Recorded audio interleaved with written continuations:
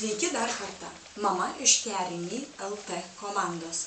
Pirmasis rišimosi būdas, kurį aš jums pademonstruosiu, tai yra vaikelis nešioklėje gulimoje padėtyje. Apatinės juostos mano rankose. Dešinė pusė, kur bus vaikelio galva, aš truputį įlenkiu per juostos plotį.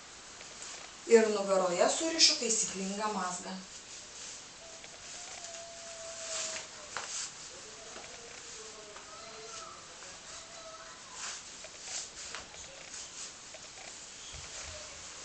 Dabar nešioklė mano rankose.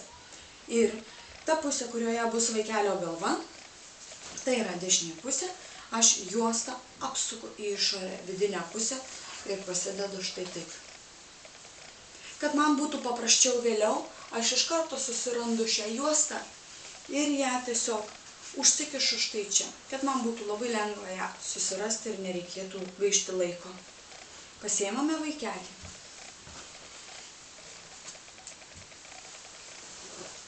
Įsidedame.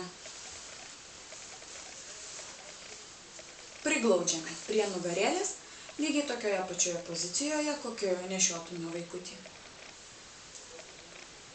Dedamės kairė juostą ant peties ir iš karto išsitraukiu tą, kurią užsifiksavau. Štai matote, abi dvi juostos jau mano rankose.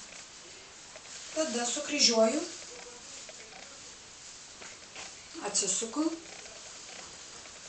ir tiesiog perjuosiu per nugarėlę.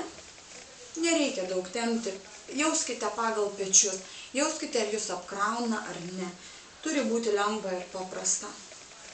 Vaikelį visada galite pasitaisyti iš dešinės pusės, nes priėjimas yra pakankamai patogus. Vaikučio galvytė taip pat yra tvirtai glaudžiama tiek juostos, tiek nugarėlės viršaus pagalba. Taigi perjuosiu ir iš dešinės pusės ateinančią juostą aš dar kartelį perdedu tarp kojyčių ir išsitraukiu per viršų. Tam, kad jaustumėmės saugiai, taip kaip rankutę visą laiką laikom tarp kojyčių ir remiam iš nugarėlės galvytės pusės. Ir viskas, nugaroj susirišam vėl taisyklingų mazgų.